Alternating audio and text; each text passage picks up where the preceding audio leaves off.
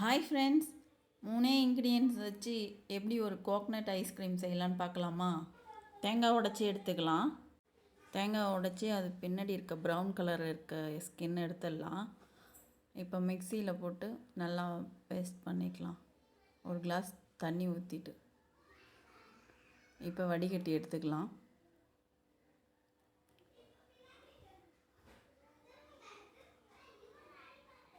ஒரு ஸ்ட்ரெயினரில் போட்டு நல்லா வடிகட்டி எடுத்துக்கலாம்.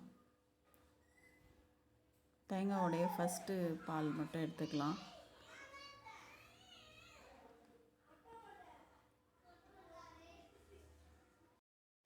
தேங்காய் பால் நல்லா கட்டியாக இருக்கட்டும். விப்பிங் க்ரீம் ஒரு கப் எடுத்துக்கலாம். பிளெண்டரில் பிளெண்ட் பண்ணிக்கலாம்.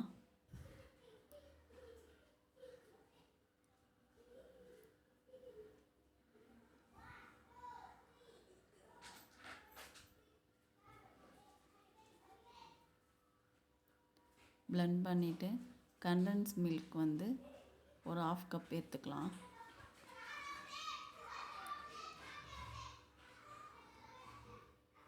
நம்ம விப்பிங் க்ரீம் எடுத்தோம்ல, அந்த கப்புக்கு பாதி கப்பு. இப்போ தேங்காய் பால் சேர்த்துக்கலாம்.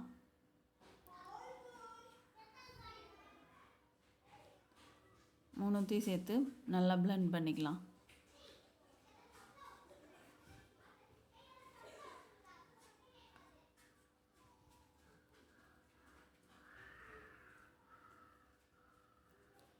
நல்லா ஒரு மிக்ஸ் கொடுத்துக்கலாம்.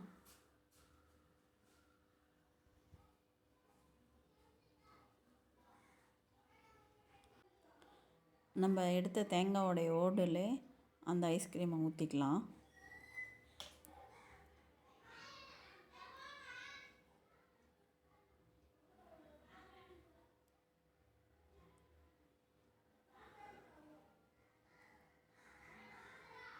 மீதமுள்ளதை ஒரு பாக்ஸில் ஊற்றிக்கலாம்.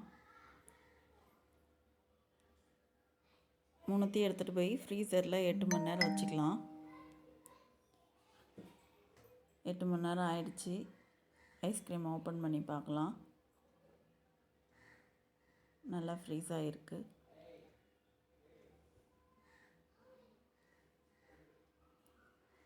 நல்லா க்ரீமியாக எம்மியாக ஐஸ்கிரீம், கோக்னட் ஐஸ்கிரீம் ரெடி ஆகிடுச்சு.